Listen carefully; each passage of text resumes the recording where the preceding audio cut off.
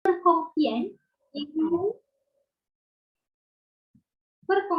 ilmu dan juga perkongsian pengalaman daripada pengusaha kopi tempatan, iaitu Insinyur Isham bin Salam, pengarah ataupun pemilik syarikat House of Kendal Kopi. Jadi sebelum itu, seperti yang semua sedia maklum bahawa kopi di dunia ini ada 3 spesies utama, iaitu Arabica, Robusta dan juga Liberica, yang setiap satunya mempunyai rasa yang berbeza-beza. Oleh itu, saya persilakan Insinyur Isham bin Salam, pengusaha kopi Liberica, untuk memperkenalkan diri dan juga memperkenalkan House of Kendal. Silakan, Isham. Assalamualaikum, salam sejahtera. Terima kasih Puan Pengerusi. Nama saya Engineer Isham. Kalau mungkin ramai yang pelik kenapa seorang engineer terlibat dalam dunia kopi. Saya latar belakang saya sebagai seorang engineer yang banyak terlibat dalam industri minyak dan gas. Jadi 5 tahun yang lalu saya mulakan usaha ini. Kerana satu, ada beberapa sebab. Maaf, saya baru baik COVID. Okay. Tapi tak ada. Okay. Ada beberapa sebab. Yang pertama adalah kerana minat saya dengan kopi. Yang kedua, kerana mencari kopi Malaysia yang boleh dibanggakan. Yang ketiga, kerana anak saya, umur 21 tahun, 18 tahun masa itu ataupun 17 tahun, dia minat kopi. Jadi saya terpanggil untuk menceburi diri dalam industri kopi ini kerana minat, kerana mencari sesuatu yang boleh dibanggakan Malaysia, dan yang ketiga kerana ini adalah minat anak muda. Jadi hari ini saya bertuah kerana dapat bersama ramai anak-anak muda di Malaysia. Sebenarnya industri kopi masa kini digerakkan oleh anak muda. Dia bukan generasi saya, okay? Bukan generasi 40-an atau generasi 50-an. Yang menggerakkan industri kopi masa kini adalah anak-anak muda. Yang umur yang milenial, yang Gen Z. Jadi itu yang berlaku, fenomena yang berlaku di Malaysia dan fenomena yang berlaku di dunia sekarang. Jadi saya rasa boleh juga panggil saya sekarang dah engineer kopi. Jadi daripada engineer bendalil dalam minyak dan gas, sekarang ni dalam industri kopi. Kenapa saya ceburkan diri? Kerana dalam industri minyak dan gas, dia punya ekosistem adalah telah established, telah utuh. Ada universiti, ada pusat penyelidikan, ada institusi oil and gas, ada ekosistem yang sihat. Tapi kalau kita lihat dari sudut ekosistem kopi, tak ada. Jadi saya terpanggil untuk menceburkan diri, untuk menyumbangkan apa yang kita boleh buat supaya ekosistem kopi ini bertambah sihat, bertambah maju, bertambah boleh mampan, boleh bersaing. Jadi itu latar belakang saya lah kenapa saya menceburkan diri pada dalam bidang kopi. Okey, boleh saya teruskan? Boleh. Okey, saya hari ini sediakan 10 slide je. Saya harap saya boleh habis dalam masa 40 minit kerana saya lebih suka interaksi dua hala. Kalau saya cakap seorang aja pun mungkin dalam webinar ini kita tak tahu minat anak-anak muda kan. Jadi kerana saya tahu anak muda ni sebenarnya minat kopi. Jadi kita hari ini saya lebih, kalau sempatlah kita berbincang pasal kopi dengan lebih mendalam.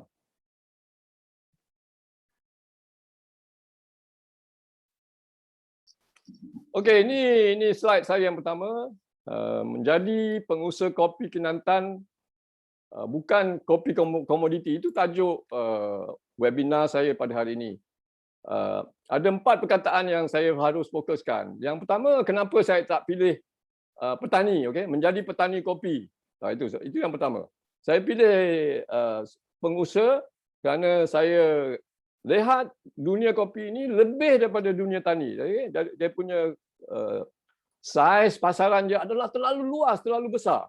Jadi kita mesti lihat ianya sebagai satu industri, sebagai satu ekosistem. Perkataan yang kedua yang saya ingin kenalkan adalah Kinantan. Apa itu kopi Kinantan?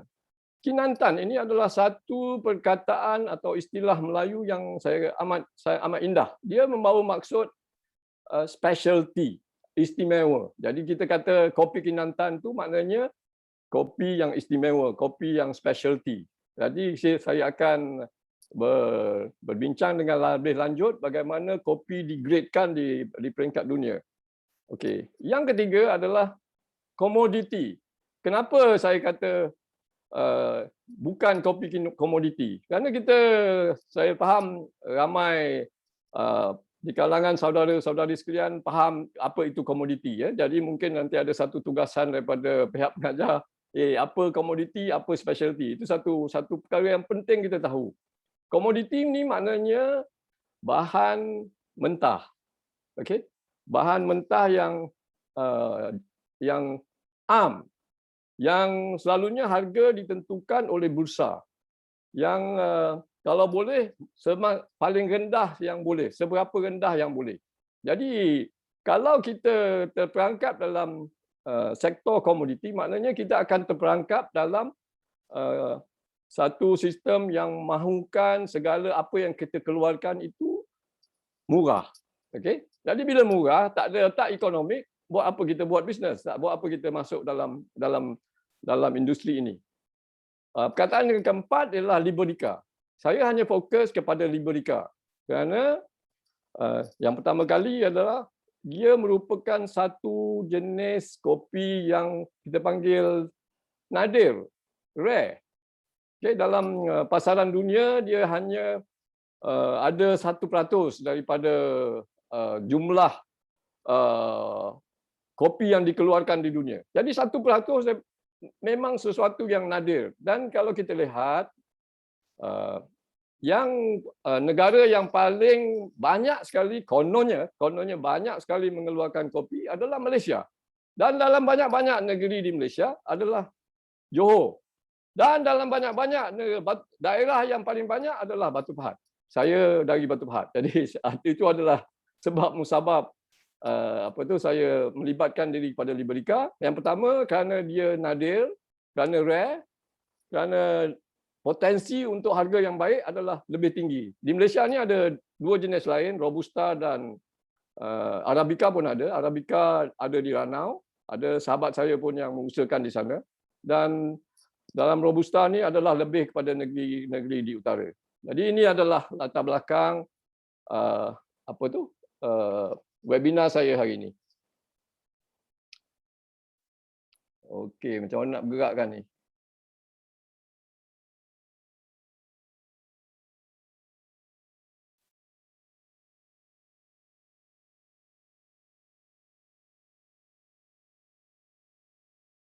Okey. Ini kandungan webinar saya. Saya akan sentuh dengan beberapa perkara. Yang pertama adalah sejarah. Apa sejarah kopi kita di Malaysia, apa sejarah kopi. Yang kedua adalah ada beberapa fakta kopi yang saya rasa boleh kita olah, kita fahami dan kita apa yang kita boleh dapat daripada data-data ini. Yang ketiga adalah commodity versus specialty. Apa itu perbezaan ataupun kita fahami dengan lebih mendalam apa yang dimaksudkan dengan specialty coffee ini. Yang keempat adalah memahami dan piawai antarabangsa. Jadi kerana kalau kita mahu menduniakan kopi Malaysia, kita kena faham apa kehendak pasaran kita. Kehendak pasaran kita, dia punya piawai mungkin berbeza dengan kita. Jadi itu yang saya maksudkan, memahami piawai dan cita rasa. Akhir sekali,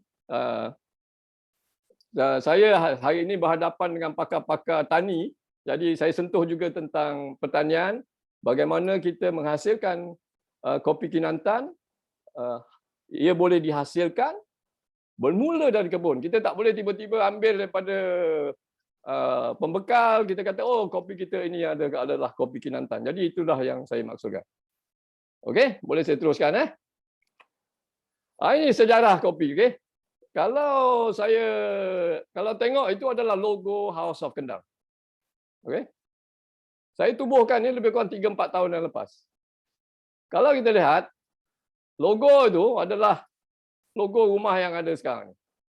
Okay. Kalau sesiapa yang biasa ke Batu Pahat mungkin pernah dengar ini rumah besar di Batu Pahat. Ini rumah yang saya warisi. Ia telah siap dibina pada tahun 1890 oleh buyut saya. Dan yang menariknya ialah dia mendapat kekayaan yang membolehkan beliau membina rumah ini dengan hasil dua benda. Satu adalah kopi dan dua adalah pinang. Jadi ini adalah sejarah dia. Jadi kalau kita lihat saya sebut tadi 1890 telah ada usahawan kopi yang buyut saya di Batu Pahat. Kalau kita lihat buku-buku rujukan pula, kita akan lihat bahawa dalam satu buku yang ditulis oleh seorang pengembara Inggeris, nama dia Bird, ya, dia kata pada 1860 telah ada usahawan-usahawan Inggeris yang membuka ladang kopi di Perak. Masa itu adalah di bawah negara-negara bersekutu, negeri-negeri Melayu bersekutu di Perak. Bila ada ramai pengusaha-pengusaha yang telah cuba menanam kopi di negeri Perak. 1890 saya sebut tadi tentang di Batu Pahat. Dalam Terawih Johor, dalam buku yang ditulis oleh Datuk Panglima Salih Perang, Datuk Bentara Luar. Kalau orang Batu Pahat, orang Johor dia mesti faham siapa dia Datuk Bentara Luar. Dia yang membuka Batu Pahat. Dia dicatatkan dalam Terawih Johor bahawa pada 1910 ada ladang kopi di kaki Gunung Banang. Gunung Banang ni di Batu Pahat memang terkenal. Dia mercu tanda di Batu Pahat. Jadi ini adalah sejarah di Malaysia. Tapi kalau kita lihat sejarah dunia, kopi ini bermula daripada Habsyah, Ethiopia. Bagaimana nama Arabica itu timbul kerana orang Arab yang memperkenalkan kepada dunia luar. Jadi di Yaman, okey. Maka bermulalah gelombang pertama kopi. Selepas itu kerajaan Ottoman pula, Empire Ottoman menyebarkannya ke Eropah. Okey, sehingga satu ketika itu orang-orang Kristian kata, oh ini tak boleh minum. Orang Kristian tak boleh minum kopi kerana ini adalah minuman dari orang Islam. Jadi ini adalah satu contoh bagaimana pertembungan agama dapat dileraikan dengan minuman kopi. Okey, itu yang pernah. Okay. Gelombang yang kedua adalah apabila tercipta mesin espresso. Okey, orang Itali masa tu dia dah berkembang, dia cipta mesin espresso. Jadi maka berkembanglah, meledaklah satu lagi gelombang. Dan hinggalah sekarang, kita panggil sekarang ni gelombang ketiga. Gelombang ketiga ni apabila ramai peminat-peminat kopi dari kalangan anak-anak muda. Daripada home brewer, penyeduh di rumah. Mereka mahu tahu apa mana kopi ni, dia hendakkan rasa yang sedap, dia nak tahu kopi ni bersih. Nanti kita boleh sebut dengan lebih lanjut apa dia yang dimaksudkan dengan gelombang kopi ketiga ini. Jadi ini secara cepat, secara ringkas sejarah kopi House of Kendal dan juga sejarah kopi di Malaysia dan sejarah kopi di dunia. Menarik, dia satu topik yang boleh jadi satu yang perbincangan yang panjang lebar. Okey, ini ada beberapa data kopi yang saya rasa amat penting. Okey, kalau kita lihat daripada, dia kata nilai pasaran kopi beras dunia. Kalau kita lihat yang tengah ni, yang saya sebut, nampak tak arrow saya tunjuk ni? USD 19 bilion. Okey. Itu adalah jumlah kopi beras yang diekspor oleh negara-negara pengeluar kopi. 19 bilion. Maknanya Indonesia, Vietnam, Brazil, Colombia, Ethiopia, ini adalah negara-negara pengeluar yang utama. Hanya 19 bilion. Tetapi kalau kita lihat sebelah ni, saiz pasaran kopi dunia ikut daripada penggiat kopi 450 bilion. Dia punya lipat tu sangat besar.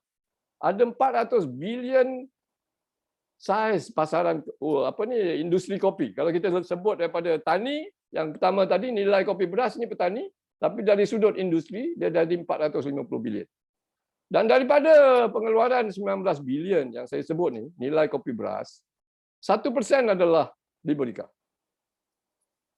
Kononnya di Malaysia ni ada 1,000 lebih hektar kopi yang ditanam di Johor. Liberica ada kata kalau ikut statistik beribu hektar. Tapi apa yang kita dapat hari ini ialah hanya 482 hektar yang tinggal. Maknanya industri kita telah menurun. Pengeluaran kopi di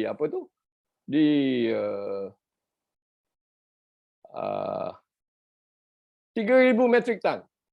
Tak banyak, tak cukup pun. Kerana itu kita mengimport 2 bilion kopi biji. Okey? Kita mengimport 2 bilion kopi. Itu baru import kopi beras saja. Bermakna kalau kita gunakan interpolasi yang saya sebut tadi, 19 bilion jadi 450 bilion, mungkin Malaysia ni tak sebesar sedemikian. Kalau kita kata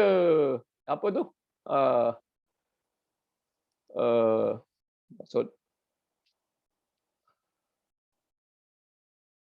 10 kali ganda pun maknanya dah 20 bilion saiz pasaran industri kopi di Malaysia. Kalau tak 10 kali pun 5 kali dah 10 bilion, maknanya satu industri yang besar. Jadi ini statistik ni saya dapati yang paling akhir sekali ialah pada 2019. Maknanya kita sebenarnya pun tak up to date tentang perkara-perkara ni. Jadi statistik ni memberikan kita gambaran betapa besarnya saiz industri kita.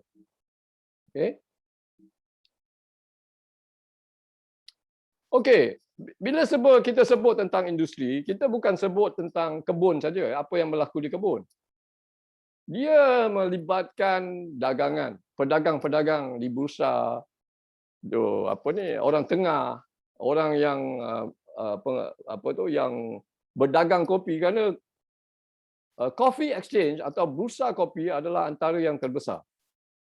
Okey, dia bukan di sini, yang ada di New York, ada di Netherlands. Okey. Selain daripada itu, ada sektor lain iaitu perkilangan. Orang yang buat mesin, orang yang buat espresso machine, orang yang buat filter, orang yang buat pelbagai. Jadi sektor perkilangan ini pun satu besar.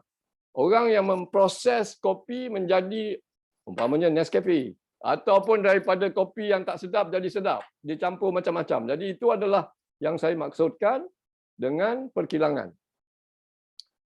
Industri peralatan tadi saya sebut bahawa ramai yang buat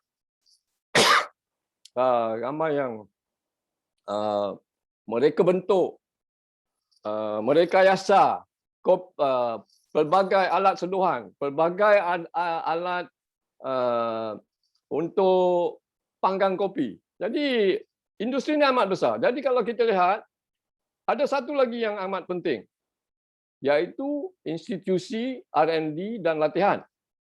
Kalau kita lihat pada sejarah kopi Malaysia, pada tahun 1990, UPM merupakan institusi terunggul R&D Liberica di dunia. Kalau kita Google Liberica 1990, yang keluar kertas kerja, kertas kerja pendidikan semuanya daripada UPM. Okey. Tapi apa yang berlaku ialah sementara dunia mencanak mencari kopi yang sedap, kita hentikan aktiviti industri kopi kita. Industri pertanian secara umumnya. Kerana apa sebab dia? Kerana perindustrian. Kerana industri pertanian pun ditukar jadi industri putra. Okey, tidak ada penyelidikan. Okey? Tidak ada pemasaran yang agresif. Kerana dunia kopi ni kalau kita lihat, dia punya R&D amat ke depan. Kerana kalau tidak, kita akan ketinggalan seperti yang kita lihat dalam dunia kopi kita. Kerana pada tahun 2000 kita setakat berkembang dari sudut kopitiam. tidak kembang daripada itu. Sementara dalam dunia masa itu adalah ledakan kopi yang sungguh ajaib, yang fenomena yang paling ajaib dalam 2 dekad yang ini adalah bagaimana kopi menggantikan teh sebagai komoditi minuman yang besar. Okey, satu lagi yang menarik ialah segmen warung dan kafe. Okey, daripada sekecil-kecil kafe, sekecil-kecil warung sehingga kafe-kafe yang besar. Saya ada tulis itu 500 juta. Itu ialah jualan Starbucks di Malaysia. Jadi itu adalah saiz dia. Jadi itu kalau kita katakan bahawa Starbucks menjana lebih kurang 20% ke 30% daripada pasaran keseluruhannya, saudara-saudari sekalian boleh buat ekstrapolasi betapa besarnya saiz pasaran. Jadi bila kita lihat tentang kopi, saya inginkan supaya saudara-saudari sekalian membuka minda supaya melihat beyond pertanian. Okey? Jadi kalau yang memang minat tentang kopi mungkin ingin lebih mendalam tentang kopi, yang belum minat kopi dia akan lihat oh ini industri, ini satu ekosistem. Jadi ini yang saya maksudkan, okey? Okey. Ini satu graf yang menarik, okey? Ini adalah graf menunjukkan harga kopi komoditi dalam 10 tahun yang lepas. Bermula daripada 2021, okey? Kalau lihat pada masa sekarang, harga kopi masa kini adalah $2.50 satu pound. Bermakna 1 kilo lebih kurang $5. Okey? $5. Okey? $5, okey? Okey, $5. 5 kali 4 RM20. Itu harga yang terbaik pernah berlaku dalam 10 tahun yang lepas.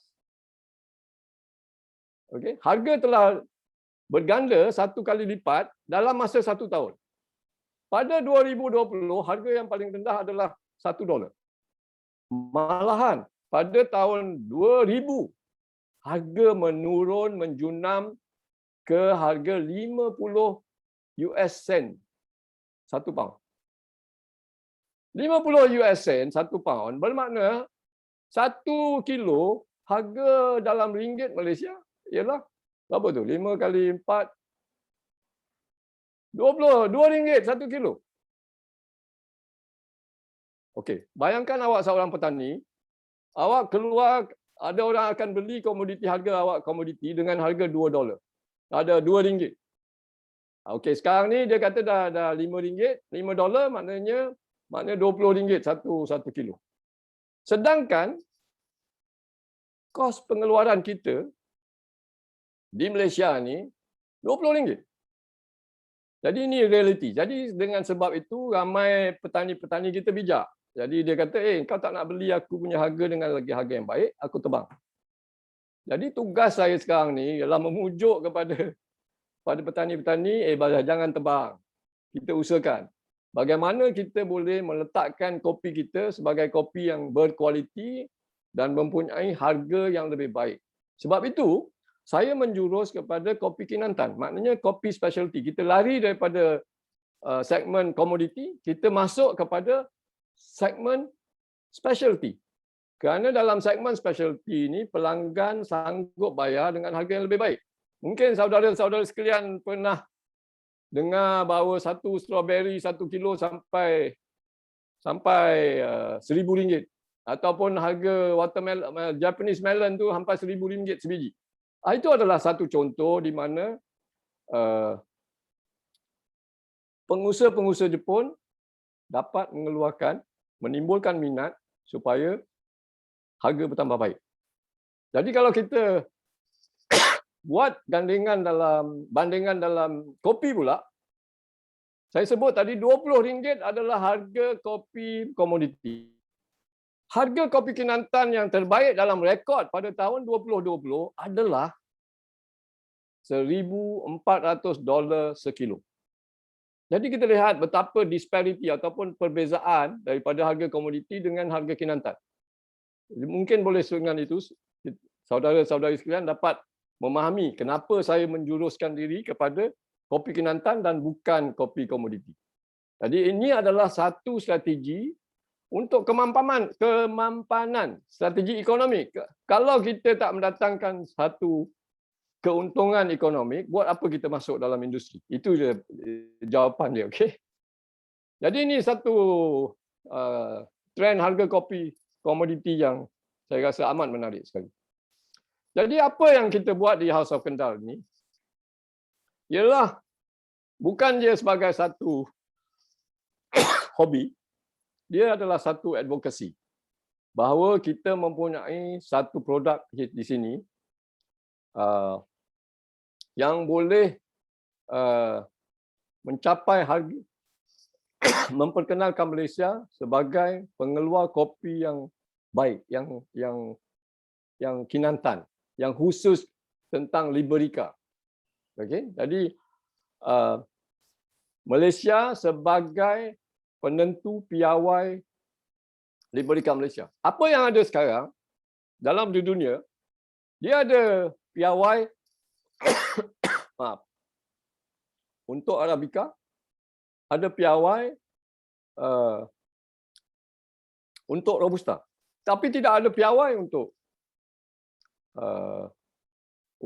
Liberica. Jadi dia meletakkan Malaysia sebagai satu negara yang berpeluang untuk menentukan apa yang kita maksudkan tentang kopi Liberica, the Malaysian standard. Okay. Begitu juga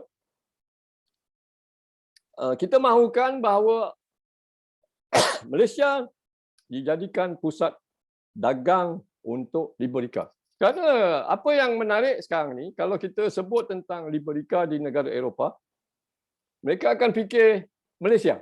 Dia tak fikir pasal Indonesia, walaupun di Indonesia pun ada Liberica.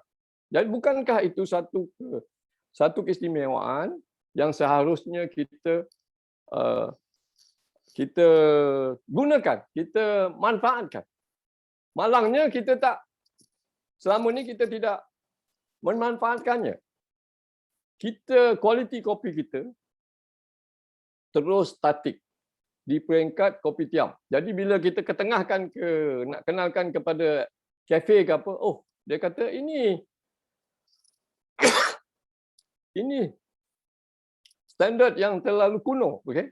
Ini bukan kopi, ini kopi campuran. Ini kopi yang telah dicemari pada pendapat mereka. Ini bukan siapa yang saya cakap. Okay? Jadi apa yang saya ingin lakukan ini ialah supaya kopi kita setara ditalai mengikut piawai dunia. Jadi saya sebut tadi tentang Liberica, tentang harga specialty kopi di dunia ni ada yang mencapai $1,400 per kilo. Saya kata kalau saya dapat 1 kilo Liberica $200 pun saya rasa amat gembira. Okay? Pada masa ini saya rasa harga pasaran mungkin $60 per kilo. Jadi maknanya kita dalam menjurus kepada grading sedemikian. Jadi kalau siapa yang ada Instagram, ada yang Facebook tu, bolehlah ikuti Instagram. Nanti saya bagi link dia untuk Instagram dan Facebook House of Kendal. Saya juga berada di Twitter, dan Twitter saya tak ada politik, saya sebut pasal kopi saja. Jadi nanti boleh sama-sama kita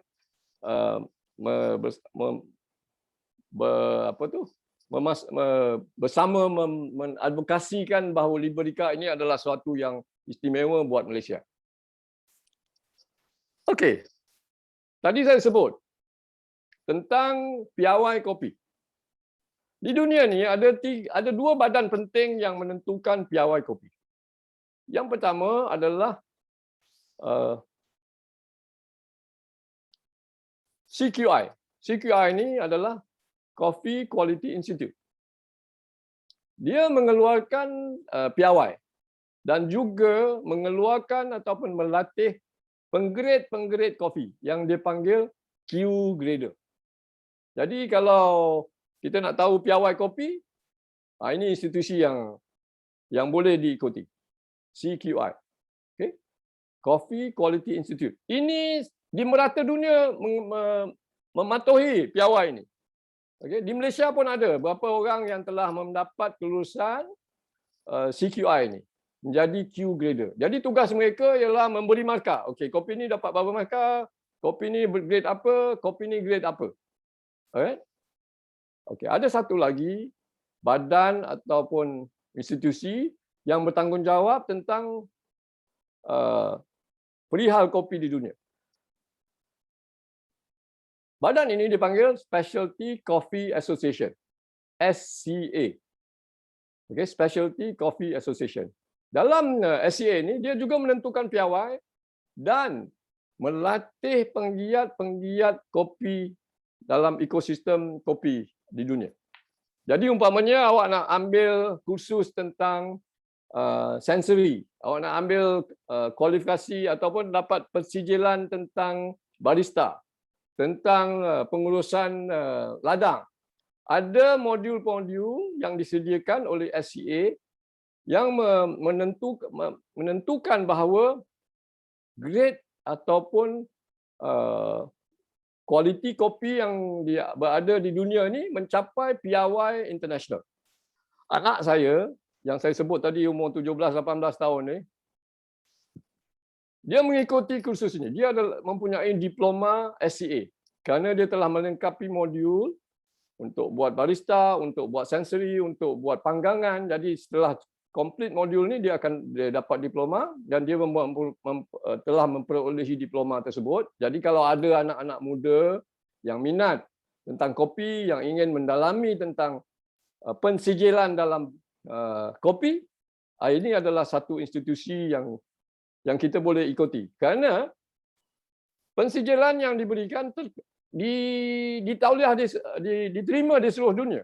Sekiranya awak ada diploma kopi ini, awak boleh kerja di Berlin ke, awak boleh bekerja di Seattle ke, awak boleh kerja di San Francisco ke, maknanya harga pasaran awak akan meningkat. Jadi ini adalah satu usaha yang kita boleh buat supaya anak-anak muda tidak hanya jadi barista. Okay? Awak jadi barista, okay. Jangan kita anggap bahawa barista ini hanya nak buat gambar yang cantik-cantik aja, buat desain cantik-cantik. Dia sebenarnya ada pensijilan, ada bagaimana kita punya kemahiran boleh dipertingkatkan.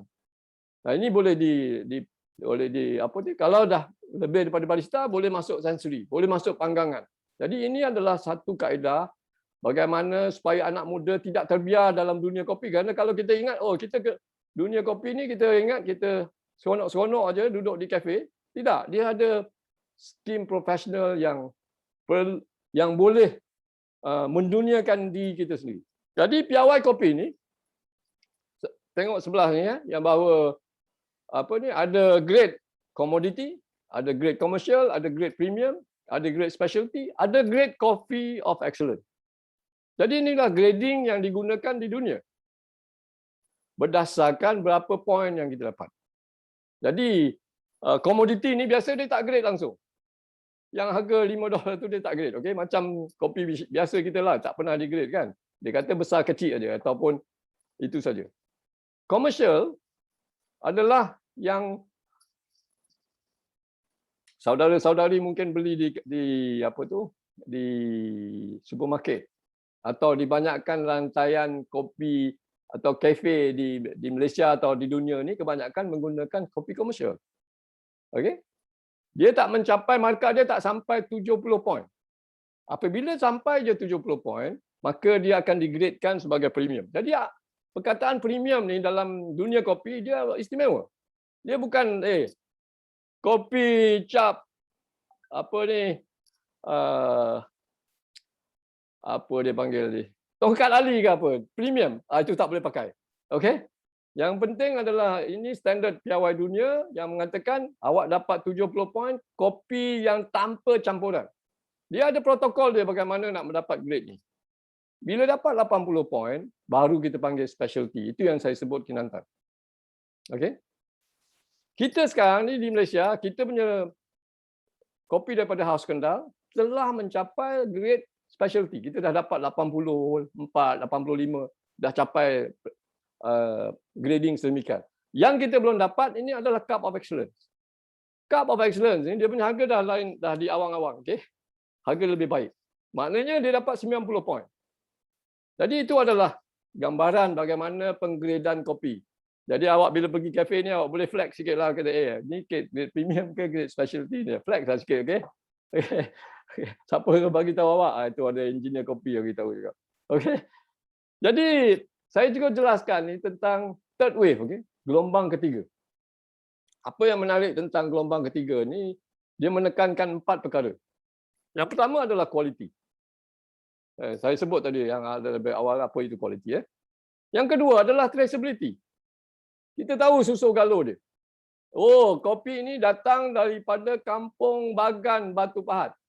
Ditanam oleh engineer Esyam. Dipanggang oleh Alit Betar. Itu dia punya maksud traceability. Memberi harga yang lebih pada kita. Orang pelanggan sekarang dia ingin tahu. Dia nak tahu, dia mahu sebahagian menjadi sebahagian daripada cerita. Part of the story. They want to be part of the story. Dia tak mahu tiba-tiba packing ni kononnya daripada XYZ tapi tak tahu asal usul dia. Dia tulis cuma apa tu? Ada campur gula lah, ada campur margarin lah, ada protein berapa persen. Sekarang ini pelanggan lebih mahu tahu apa asal usul kopi. Yang ketiga adalah transparansi. Ketelusan. Dia tak ada sorok-sorok. Tak boleh sorok punya. Maknanya kopi ini telah melalui proses XYZ. Kita kena bagi tahu. Dia telah melalui proses XYZ. Kopi ini tak ada campur. Tak ada campur. Kopi ini ada campur. Ada campur. Maknanya transparansi. Kita telus. Tak ada sorok. Okay? Maaf. Ini yang saya tambah yang third wave ni, betapa pentingnya community. Okay? Community maknanya kemasyarakatan kita. Bagaimana kita mengembangkan ekosistem kopi bukan setakat daripada tukang minum kopi saja. Kita libatkan barista, kita libatkan pemanggang kopi, kita libatkan adakah petani ini diberi ganjaran yang cukup ke tidak? Atau adakah mereka dieksploitasi? Jadi soalan-soalan ini penting supaya kita menjadi pengguna yang lebih bertanggungjawab dalam ekosistem yang sihat. Jadi ini yang dimaksudkan dengan third wave coffee. Mungkin generasi akan datang akan cipta fourth wave pula. Nanti itu terbuka pada anak-anak muda untuk menerajui sedemikian. Ini dah bab dah slide yang terakhir. Dah pukul 3. Dah 30 minit. Bagaimana kita mengeluarkan Cup of Excellence? Ini adalah satu cabaran bagi saya, bagi House of Kendal. InsyaAllah, kopi keluaran kita akan menyertai championship ataupun pertandingan kopi di satu negara Eropah pada 1 hari bulan April ini. Dia dalam dunia kopi ini macam Formula One juga. Ada yang pergi race, ada kopi untuk competition, ada kopi untuk kopi yang kita dagangkan untuk berbagai segmen. Jadi itu yang saya sebut betapa pentingnya R&D dalam dunia kopi. Kita ketinggalan dari sudut ini. Kalau dibandingkan dengan negara Indonesia, dengan Thailand, atau negara Eropah. Mereka tahu. Maaf. Mereka tahu chemistry of coffee sehingga bahan yang paling kecil dia tahu. Dia boleh olah daripada kopi yang tak sedap jadi kopi sedap. Okey, maknanya ini adalah satu sains yang tersendiri. Maknanya ada ramai yang memperoleh PhD tentang kopi saja. Okey. Itu dari sudut sains dan teknologi. Bagaimana pula tentang peranan klon? Okey. Tadi kita sebut tentang spesies, ada Liberica, ada apa tu, Robusta, ada Arabica. Lepas tu ada variety dia bawah dia ada lagi yang kita tak tahu, okey, banyak yang kita tak tahu. Klon. Kalau A dikawinkan dengan B, A diperbaiki lagi klon dia umpamanya. Kita seharusnya berbangga kerana pada tahun 1990-an itu institusi pendidikan Malaysia telah mencipta klon-klon Liberica yang saya rasa terbaik di dunia. Kita sekarang dah dipanggil apa dia?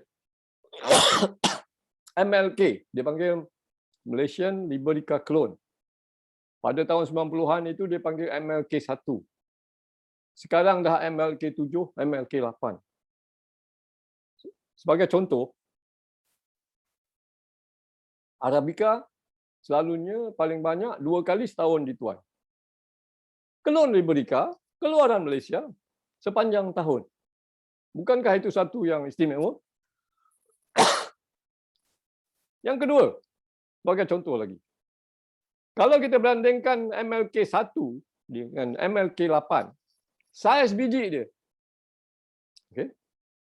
Kalau dulu mungkin dia hanya 10 mm panjang, sekarang dah ada yang 16 mm panjang. Maknanya buah dia lagi besar, hasil lagi tinggi. Okay. Itu faktor klon.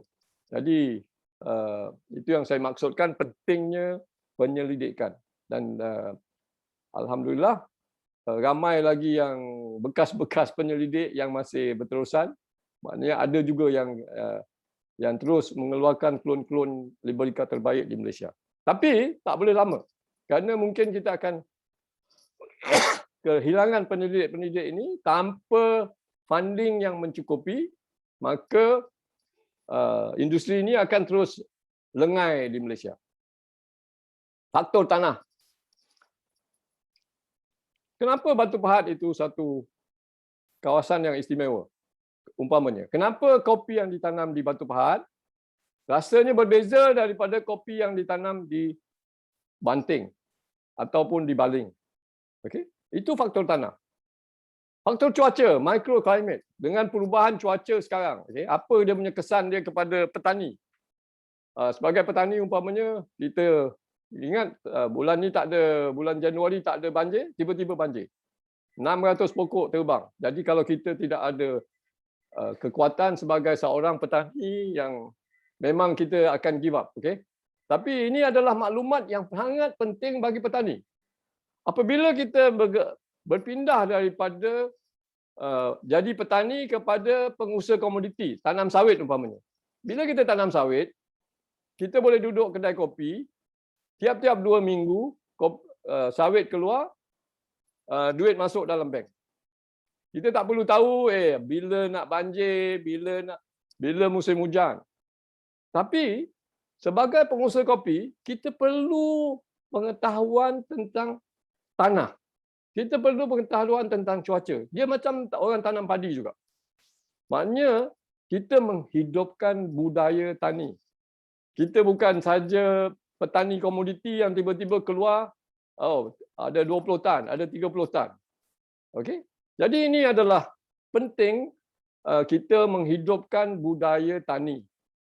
Itu perbezaan komoditi, petani komoditi dengan petani yang memahami tentang dia punya terroir. Dalam bahasa Inggeris dia panggil terroir. Tentang air, tentang cuaca, tentang bila hujan.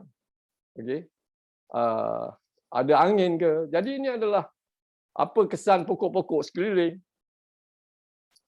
Kesan nutrien, baja umpamanya. Ini perlukan penyelidikan yang kadang-kadang di luar bidang seorang petani seperti saya. Okey, nutrien. saya dapati ada pengusaha kopi daripada Dominican, daripada Honduras. Dia menang Cup of Excellence sebanyak 11 kali. 11 kali. Kira-kira rekod yang amat baik. Sebab dia ialah dia mempunyai maklumat nutrien. Jadi kepada pelajar-pelajar, saudara-saudari sekalian yang minat tentang nak mendalami tentang nutrien, nutrien ni bukan vitamin untuk manusia je ya. Jadi nutrien ni amat penting untuk pokok. Dia menghasilkan kopi sedap ke tak sedap. Jagaan. Okey. Kena jaga. Apa serangga. Apa masa yang terbaik untuk baca. Okey. Masa yang paling sesuai untuk dituai. Kalau kita simpan umpamanya, kita petik kopi, hanya diproses 3 hari selepas itu, dia punya rasa berbeza dengan kalau kita tuai, terproses dalam masa 4 jam. Itu memang satu fakta. Okay, seterusnya dari segi proses. Apa yang kita buat tentang proses itu. Macam mana kita buat penapaian umpamanya. Bagaimana kita memperbaiki kebersihan kopi. Dia punya clarity dalam bahasa kopi dia dipanggil clarity. Seterusnya panggang. Science of roasting. Bila suhu begini, apa kesan dia? Bila suhu yang rendah, apa dia punya rasa dia? Berbeza. Jadi kalau kita lihat keseluruhannya, ini memang tugas universiti sebenarnya untuk membuat melaksanakannya, bukan tugas untuk petani-petani kecil, okey. Kalau kita betul-betul nak menduniakan kopi, peranan institusi, peranan yang dimainkan oleh kerajaan, penyelidik. Okay? Jadi ini adalah secara umumnya apa yang saya dapat kongsikan pada hari ini tentang dunia kopi. Saya harap ramai akan teruja untuk kalau tak nak jadi petani kopi pun, sekurang-kurangnya bila apa yang kita tahu, apa yang kita minum. Jadi proses penyucian diri boleh bermula. Apa yang saya maksud penyucian diri ialah kita minum kopi yang baik. Jangan kita minum kopi campuran.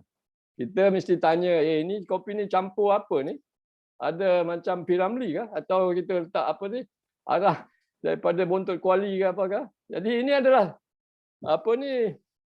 kita telah standard kopi kita telah lama ketinggalan. Jadi perlu proses penyucian ini. Jadi apa yang saya lakukan ialah cuba meningkatkan kualiti kopi kita supaya boleh diterima di kafe-kafe. Itu yang soalan pertama. Kita tanya kat kedai bila kita pergi kafe, ada tak kopi Malaysia? Selalunya dia tak ada. Jadi bolehlah sebutkan, mungkin boleh tanya House of Kendal kot. Jadi boleh tolong untuk kita menjadi sebahagian daripada advokasi kopi. Okey, ini adalah kontak saya. Kalau nak pergi House of Kendal website, Lord of Kendal itu saya. Okey. Jadi kalau tak nak panggil engineer Hisham pun tak boleh bagi Lord of Kendal. Okey. House of Kendal itu Instagram dan House of Kendal Coffee di Facebook. Jadi terima kasih saudara-saudari sekalian. Saya amat teruja hari ini dapat berkongsi pada saudara-saudari sekalian. Ini pun dah terlebih kot. Okey. Terima kasih Tuan Rusi. Saya kembalikan kepada saya stop share ya. Okey, terima kasih Engineer Hisham bin Salam perkongsian yang bagi saya sangat bermakna dan juga berharga pada petang ini kepada para pelajar dan juga warga Pusat Asasi Sains Pertanian khususnya. Okey, kemudian saya buka sesi soal jawab lah antara pelajar dan juga panel penceramah kita pada hari ini. Jadi ada tak Plaza yang ada soalan kepada Engineer Isham kita? Kalau ada, boleh kemukakan di ruangan chat. Untuk Plaza di platform Facebook juga, sekiranya ada soalan, sila kemukakan di ruangan komen dan saya akan bacakanlah soalan tersebut. Any question?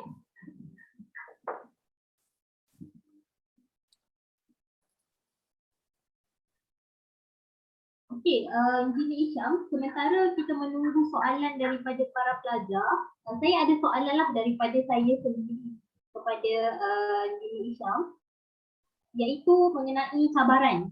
Okay, cabaran Engineer Isham dalam memulakan perniagaan kopi Liberica ini. Apakah cabaran yang pernah dihadapi oleh Engineer Isham sewaktu memulakan perniagaan kopi ini?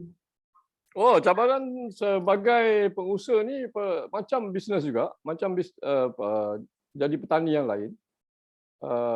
Yang pertama saya lihat dari sudut petani Kita mula dari sudut petani. Kita tanam katakanlah 4 ekar tanam. Okey. Besok pagi kita tengok babi dah sondol kita punya.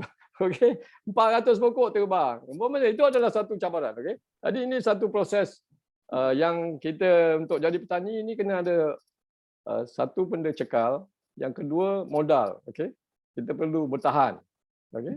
Dia memang satu yang apa tu? Yang tidak mudah, okey. Itu dari sudut pertanian. Yang kedua adalah dari sudut pemasaran. Saya faham bagaimana katakanlah kita berada di kampung, kita nak cuba menembusi pasaran antarabangsa. Itu adalah satu yang amat, saya tahu ini macam ada satu tembok yang amat besar, tembok lebih tinggi daripada tembok negara China tu, okey. Ini tanpa pengetahuan, tanpa pengalaman saya dalam industri oil and gas, saya mungkin tak mampu untuk lakukan sedemikian. Okey. Yang ketiga ialah supaya kita dapat memahami piawai. Jangan kita seronok sendiri. Kadang-kadang kita kata, oh kopi kita terbaik. Tapi mengikut piawai orang lain, tak ada. Kopi kita standard rendah umpamanya. Jadi ini berlaku pada saya. Kita ingat, oh saya sudah prepare satu sampel, oh ini kopi terbaik dari Senggarang, Batu Pahat. Terbaik. Boleh specialty ni. Jadi, tapi bila saya hantar ke peringkat antarabangsa, dapat grade premium pun tak dapat. Jadi, bila kita dapat maklumat sedemikian, kita dalami lagi ilmu bahawa kita tak boleh setakat untuk kita kena masuk kebun. Kita perbaiki daripada kebun. Okey. Jadi dari sebagai petani ini kita tak boleh kata, saya tunggu grant daripada kerajaan baru kita akan mula. Kalau kita berfikiran sedemikian, memang kita tak akan buat. Tak akan berlaku. Jadi, saya nasihatkan siapa yang nak masuk dalam dunia pertanian, kena usaha. Kena ada modal. Okay? Jangan tunggu duit bantuan. Bantuan akan datang bila dia nampak kita berjaya. Kalau tidak, tunggulah. Kita nak tunggu grant bila nak dapat. Kita nak buat ni bila nak buat. Tak bergerak. Jadi memang betul minat itu penting, tapi modal kena ada, ilmu kena ada. Dan ketiga, pentingnya community, okey. Kerana dalam dunia kopi ni dia bukan ladang yang besar. Dia banyak small holder ataupun pekebun-pekebun kecil. Jadi kita bina community. Okey, bukan kerana kita seronok sendiri seorang-seorang aja 4 ekar kita rasa kita dah jadi petani. Tidak. Kita mesti kembangkan komuniti kita supaya kualiti kita sama-sama meningkat. Okey. Bagaimana umpamanya perkongsian maklumat. Kalau dulu ialah tahun 1990 mungkin ada bantuan yang tinggi daripada kerajaan, tapi sekarang ni dari segi kopi memang tidak banyak. Okey. Itu jawapan saya. Terima kasih. Kita ada soalan daripada para pelajar. Ada banyak ni, tapi saya akan bacakan lah. Tak apa. Kalau nak tanya seberapa banyak boleh. Saya tak ada hal je. Ini dunia anak muda, okey? Uh,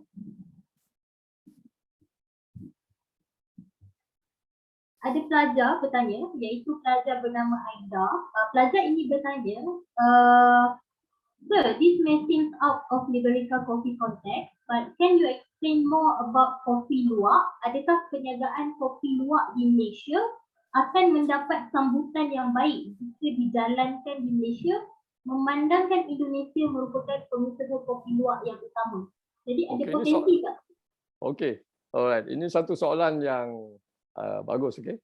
Luwak di Indonesia, bila kita kata kopi luwak tu, nombor satu adalah dia musang yang di kandang.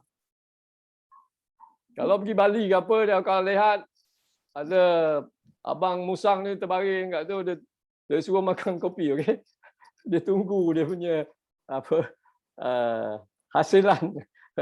Itu di Indonesia.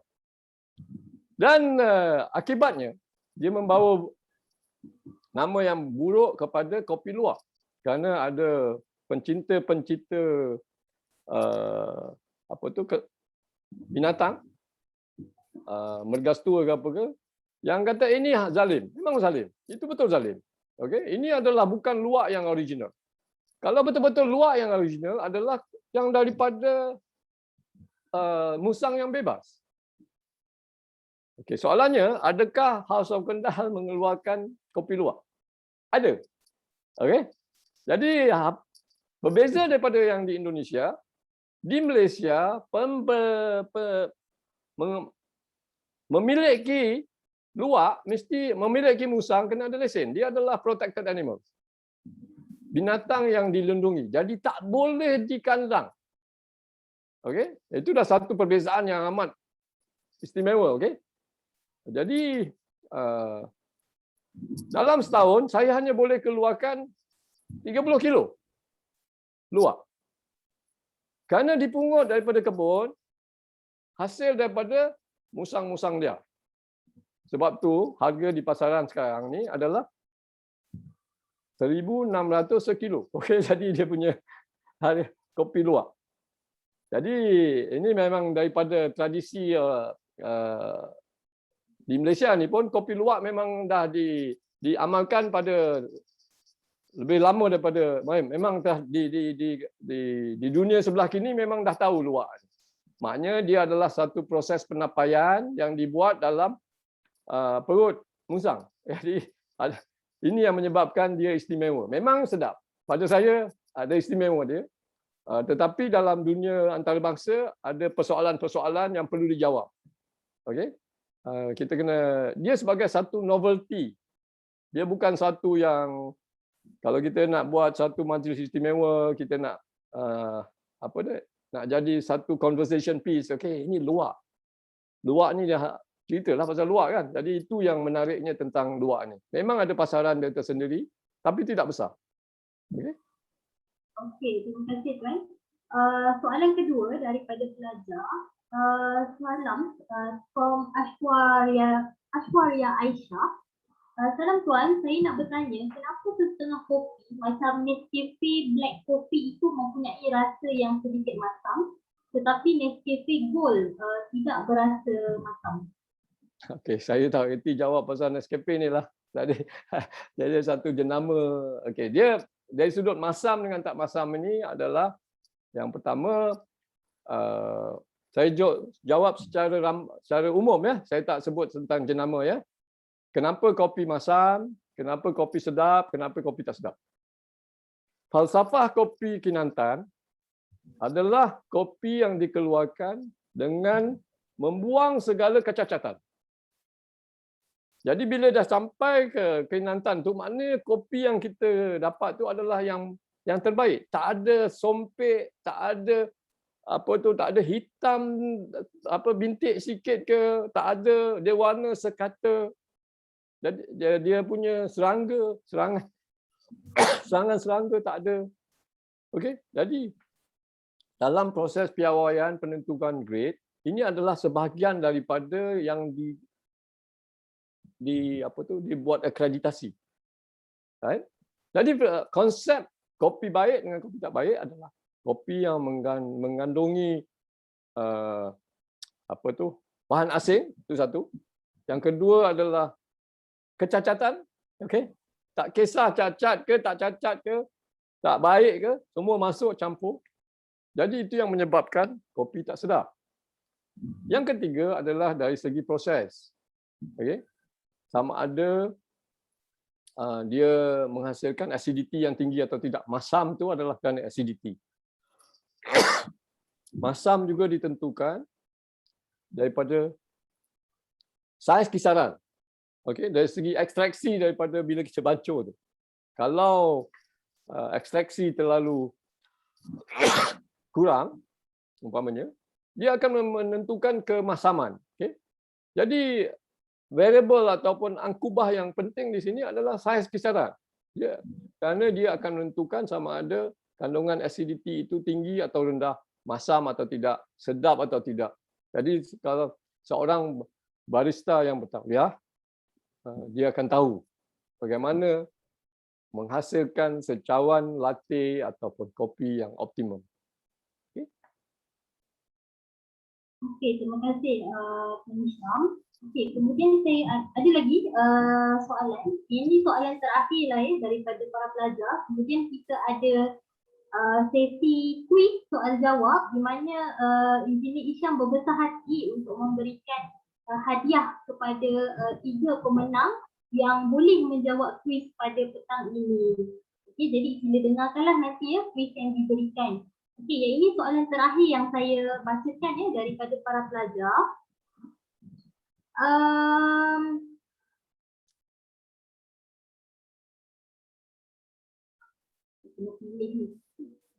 Okey, bagi pendapat Tuan. Tuan Gusi. Ya, saya. Bukalah, bagi 2-3 lagi soalan tak apa, saya boleh jawab. Okey, boleh. Okey. Dia nak mendapatkan pelajar untuk soal tu bukan senang. Jadi ya, betul. Kita galakkan kita. Okey, kalau panel dah berbesar hati, kita pun terbuka lah untuk menjawab 2-3 lagi soalan daripada pelajar. Okey, soalan seterusnya adalah daripada saya tak nampak dia punya nama. Okey, apa saya bacakan. Bagi pendapat Tuan, bagaimana untuk mempromosikan kopi Kinantan ini kepada remaja? Kerana seperti saya sendiri, kepada remaja. Remaja, teenager. Okey, kerana seperti saya sendiri sebagai remaja, lebih suka kepada kopi campuran seperti yang dijual di Starbucks dan juga Richie Amo Coffee. Okey. How to promote kopi Kinantan ni kepada remaja? Okey, satu ialah tentang ilmu, pendedahan kita. Okey. Jadi dalam dunia ketiga kopi ni yang menggerakkan adalah pelanggan. Kerana dia yang mencari, okey. Sekarang saya dah tahu apa itu kopi Kinantan. Saya akan cari, saya akan tanya, okey. Kalau pergi ke Starbucks pun sekarang dah ada. Dia yang masuk reservoir tu maksudnya kopi Kinantan. Okey. Starbucks Reserve. Itu dia dah masuk ke bab daripada komoditi kepada specialty. Jadi dunia kopi ni luas. Cuba secawan, cuba 2 cawan, okey. Kena fahami juga apa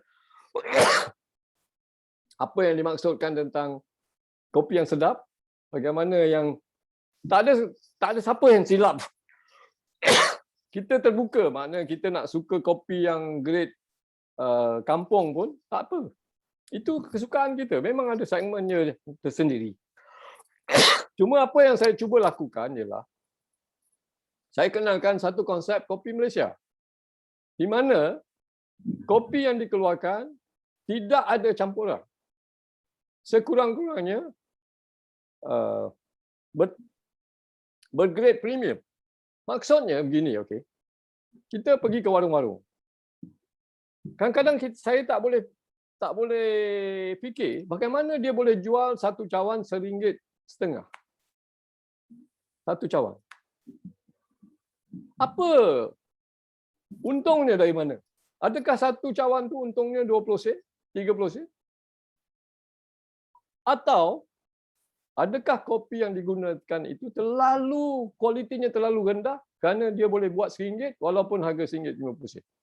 Itu satu persoalan yang kita sebagai yang mau jaga kesihatan kita kena tanya, ini kopi apa ni ya? Betul ke 50% ni mengandungi kopi? Jadi ini adalah soalan-soalan yang kita sebagai pengguna yang berilmu, okey, kita kena tanya. Itu yang saya sebut tadi, proses peningkatan ilmu tentang apa yang baik, apa yang tak baik. Okey, dia bukan halalun je, dia thayyiban juga. Jadi itu perkara yang bukan terlibat pasal daging ke ataupun benda lain. Minuman pun sama. Okey. Jadi dalam konsep kopi Malaysia ni saya cuba mengenalkan kualiti kopi yang lebih baik supaya penjual-penjual warung kopi dia boleh meningkatkan ekonomi dia. Dengan kopi yang baik, dengan suasana yang baik, dia mungkin boleh charge RM4 secawan. Kalau awak sanggup bayar RM15 satu cawan di Starbucks, kenapa awak tak sanggup bayar RM4, RM5 di kedai kopi? Ya, betul. Kerana pada masa ini, kopi dia tak sedap. Itu jawapan awak kan? Okay. Tapi kalau kita katakan, ini saya menggunakan standard kopi Malaysia yang baik. Saya percaya ramai anak-anak yang, minta maaf, saya ada ramai saudara-saudari sekalian, yang akan, ni sedap ni kopi ni. Ini kopi Malaysia ni. Ini Liberica. Jadi ini adalah perubahan dan advokasi yang saya galakkan supaya dapat disebarkan. Dia bukan kerana kopi sedap ke tak sedap. Kita sebenarnya boleh mengubah bagaimana taburan ekonomi kita supaya lebih adil. Okey? Kenapa kat RM1.50 kat sana, sini RM15, sini RM1.50 awak komplain banyak. Okey? Jadi itu soalan-soalan yang kita perlu tanya pada diri kita. Anak-anak muda, ini undi 18, ini dunia kamu semua. Jadi soalan-soalan ni penting. Okey? Okey, terima kasih Tuan Hisham. Okey, soalan seterusnya daripada Saza bernama Nur Sabrina. Assalamualaikum Tuan, saya nak tanya macam mana Tuan boleh bertukar bidang? Tuan yang berasal, saya nak tanya macam mana Tuan yang bukan daripada bidang pertanian, apa tindakan pertama Tuan dalam menceburi bidang ini? Kena ambil apa-apa kelulusan tu from engineer to agriculture. Okey, saya asal kampung. Bapa saya pun petani juga. Jadi kalau saya tak jadi engineer, mungkin saya jadi petani. Jadi kita punya DNA itu memang dah ada DNA tani. Okay? Kita sukakan tanah, kita sukakan pokok, kita sukakan, itu dah ada DNA. Itu sangat penting. Okay. Yang kedua yang saya sebut tadi ialah kenapa minat. Kerana saya minat kopi. Bila saya berjalan ke luar negara, dalam dunia kejuruteraan saya, ke mana-mana tempat yang saya pergi, yang saya lawati adalah pasar kopi. Pasar kopi. Mana kita dapat mengetahui tentang budaya kopi di seluruh dunia. Maka timbul satu persoalan, mana kopi Malaysia? Masa aku kecil dulu, ada yang dipanggil kopi kampung. Ada. Tanam di belakang rumah. Ada kebun kopi. Kenapa tak ada sekarang? Kenapa standard dia tertinggal hingga setakat yang ada saja? Kenapa tidak boleh diperbaiki? Jadi dari sudut piawai, pendekatan tentang piawai kopi sama dengan pendekatan piawai dalam kejuruteraan yang saya punya pengalaman. Malahan saya gunakan sedemikian untuk supaya dapat memperkayakan dunia kopi Malaysia. Jadi dari sudut ilmu penting. Okey. Saya lebih kepada melibatkan diri daripada industri huluan, daripada sudut kebun. Okay? Sedangkan anak saya, dia lebih pada sudut hiliran. Dia yang melalui proses pembelajaran untuk dapat SCA, dapat qualification, pensijilan dari sudut apa yang dimaksudkan kopi Kinantan, apa dia brewing, apa dia sensory, apa dia panggangan, ikut. Ini dia ada dua kombinasi dua. Okay? Satu, betul-betul pensijilan, ilmu. Yang kedua adalah dari sudut kita sebagai apa dia panggil trial and error. Okay? Percubaan dari sudut hiliran dia. Ada huluan. Okey? Okey, soalan yang terakhir daripada Saza yang bernama Nila. Tuan, saya nak tanya, my brother loves coffee so much that he would drink at least 3 a day. I understand that coffee contains high caffeine, which is not good if overdrink. Is there a way to prevent the future consequence by taking some other things such as herb or vitamin? Or is there any other coffee with lower caffeine content? Jadi, Okey. brother Ya, Fazal sekarang, okey, dia dari segi caffeine content ni, memang ada pihak yang caffeine sensitif. Okey, memang ada. Jadi sebab itulah timbul koperasi, badan-badan korporat dunia yang memperkenalkan konsep decaf. Maknanya kopi dengan rasa tapi tanpa decaf, tanpa kafein. Itu satu bidang yang tersendiri, okey. Memang badan-badan korporat ni menggunakan konsep decaf sebagai ini adalah benda yang sihat. Okey. Itu dia punya hak untuk mempromosi sedemikian. Tapi kadang-kadang kita sebenarnya bukan kerana kafein yang menyebabkan kita rasa badan tak sedap ke ataupun mempunyai reaksi. Okey. Persoalannya, adakah kafein yang menyebabkan ketidakselesaan? Ada benda lain yang menyebabkan ketidakselesaan. Satu adalah acidity. Ada yang tak boleh minum acidity, dia ada acid reflux, maknanya dia rasa pedih perut. Umpamanya kalau coffee content atau acidity content dalam kopi itu terlalu tinggi, kita akan sebu. Okey. Itu berlaku pada saya. Bila saya minum Arabica, kerana Arabica mengandungi Arabica dan Robusta mengandungi kandungan acidity yang tinggi dibandingkan dengan Liberica. Jadi bila saya minum Liberica, masalah sebu saya tak ada. Ini kajian yang dibuat oleh Universiti Terengganu. Okey, ini paling akhir 2019 dia ada buat kajian dia tentang kandungan acidity. Okey. Dia kata Liberica mengandungi 1/3 daripada Arabica dan Robusta. Okey. Itu perkara kedua. Perkara yang ketiga yang saya sebut tadi, iaitu sebenarnya yang menyebabkan kita kepala pening ni, mungkinkah kerana kecacatan yang terkandung dalam kopi yang kita minum tu? Cuba kalau kita minum kopi yang betul-betul bersih, yang bergrade baik, mungkin kita tak ada masalah. Umpamanya kita kata kita tak boleh tidur. Saya yakin kalau kita tak boleh tidur tu sebenarnya sebabnya adalah campuran-campuran, bukan kerana kopi. Okey. Saya minum kopi 10.30, pukul 11 saya boleh tidur. Jadi tak ada isu tentang boleh tidur atau tidak. Yang kita risaukan adalah kandungan asing yang terkandung dalam kopi yang menyebabkan kita punya pencernaan kita tak terkawal di luar kemampuan diri kita. Jadi banyak dia punya angkubah dia, variable dia banyak. Ada jalannya kalau kita memang sensitif pada kafein, ada yang dipanggil decaf. Tapi apa kata kita lihat dari sudut lain pula? Mungkin sebab lain. Mungkin kerana kualiti kopi yang kita minum tu tak cukup baik. Kalau saudara-saudari, saya syorkan bila balik ni sebelum nak buat kopi, buka uncang 3-in-1 tu, tengok apa dalam tu. Okay? Kalau dia putih-putih tu, banyak-banyak campuran tu, saya khawatir. Okay? Carilah pilih yang betul-betul kopi yang pure. Kita orang Malaysia panggil piau. Okay? Okay. Okey, terima kasih Engineer Syam. Jadi pemilihan kopi juga sangat pentinglah dalam menentukan kita punya kesihatan juga. Okey, kemudian sesi seterusnya saya akan buka sesi quiz kepada para pelajar di mana kita akan memilih 3 pelajar untuk menjawab 3 soalan. Okey, jadi para pelajar sekiranya anda berjayalah menjawab soalan yang dikemukakan akan dapat hadiah daripada House of Kendal.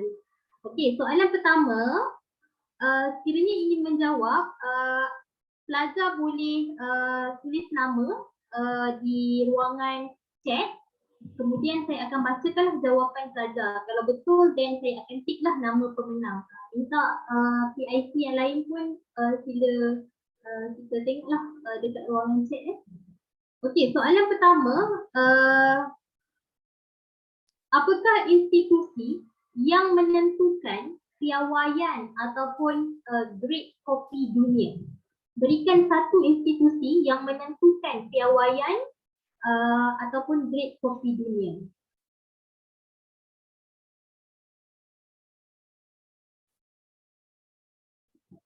Okey, nampaknya ada cadangan daripada Encik Tamizi minta pelajar untuk bercakap. Boleh juga. Okey, para pelajar yang nak menjawab boleh beri salam dan bacakan jawapan anda. Soalan pertama, apakah institusi yang menentukan? Ya? Selamat petang, Puan dan Tuan. Institusi yang saya ingat ialah FCA, Specialty Coffee Association. Okey, itu saja jawapannya. FCA, nak satu je kan. Kalau nak satu lagi ialah CQI, Coffee Quality Institute. Okey, betul ke Puan Nisha? Betul. Okey, betul. Okey, nama siapa tadi? Li Liting, Daripada kuliah berapa? 13. Okey, kuliah 13. Okey, so saya ambil maklum lah community. Okey, next question. Nyatakan 3 jenis kebolehan rangkaian pasaran bagi industri kopi. Okey, semuanya ada 6. Jadi sila nyatakan 3 jenis kebolehan rangkaian pasaran bagi industri kopi. Assalamualaikum. Nama saya Farzana. Jawapan saya, pertama kebun, kedua perkilangan, ketiga R&D latihan. Okey, betul. Farzana daripada kuliah berapa Farzana? Kuliah 16. Kuliah 16. Okey, tahniah Farzana. Okey, soalan yang terakhir. Okey, soalan yang terakhir. Dengar baik-baik. Okey, berapakah gelombang evolusi kopi yang wujud ketika ini? Assalamualaikum. Waalaikumsalam. Nama saya Siti Nurhaida.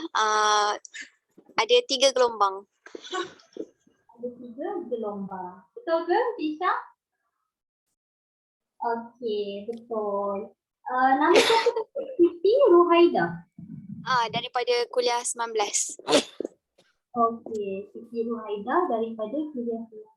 Okey, tahniah diucapkan kepada pemenang iaitu Li Liting, Farzana dan juga Siti Nurhaida. Okey.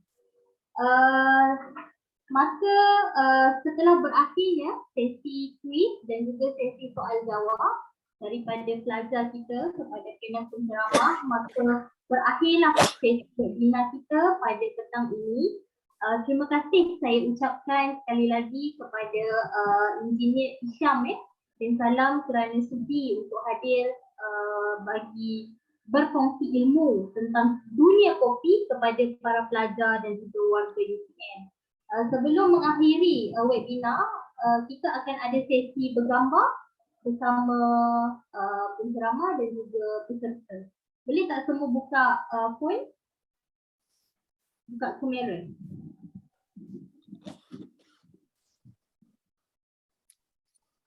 Semua pelajar dimohon untuk membuka kamera anda.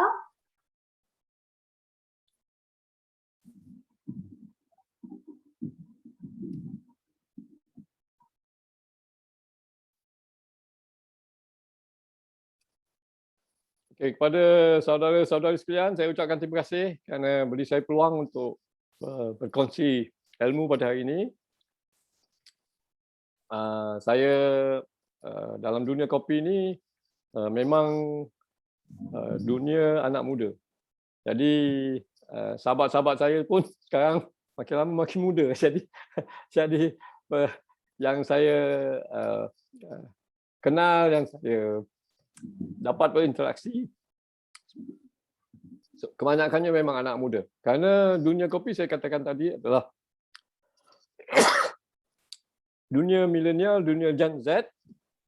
Jadi pulang pada anak-anak muda sekarang, bagaimana nak mewarna dunia kopi saudara-saudari sekalian.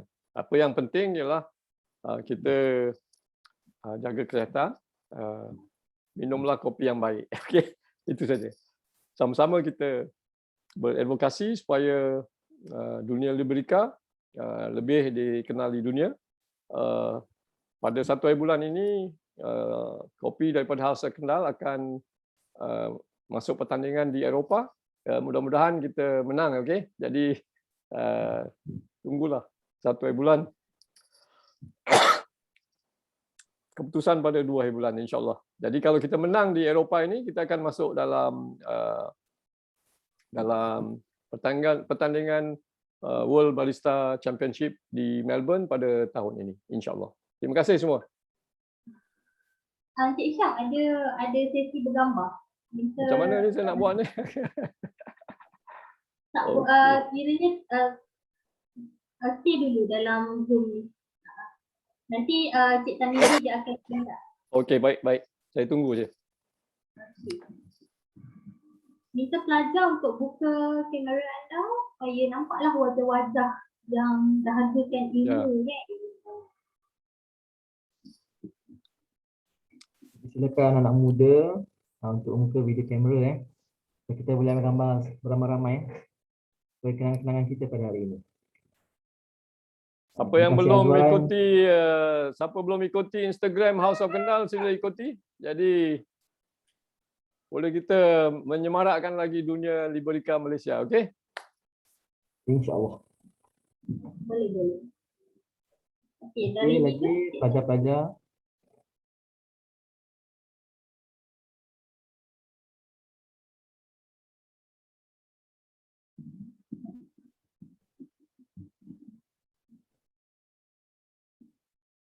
Okey, saya ambil gambar yang pertama Okey, bersedia, senyum dan kiraan 1, 2, 3. Okey, sekejap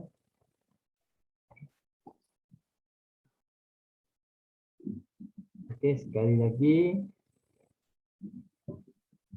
Kiraan 1, 2, 3, senyum. Okey, selesai. Alright, terima kasih banyak. Benarkan saya keluar ya? Okey, boleh. Terima kasih. Okey, terima kasih. Hadir. Siapa yang menang tadi boleh bagi nama dan alamat ke saudara Tarmizi ya? Boleh tuan, tak ada masalah. Okey, nanti kongsi kat saya. Okey, terima kasih banyak. Assalamualaikum warahmatullahi wabarakatuh. Dan salam sejahtera. Sihat-sihat semua. Okay, para pelajar juga boleh bersurailah webinar kita dah sampai. Harap dapatlah segala ilmu yang telah kita kongsikan bersama pada hari ini.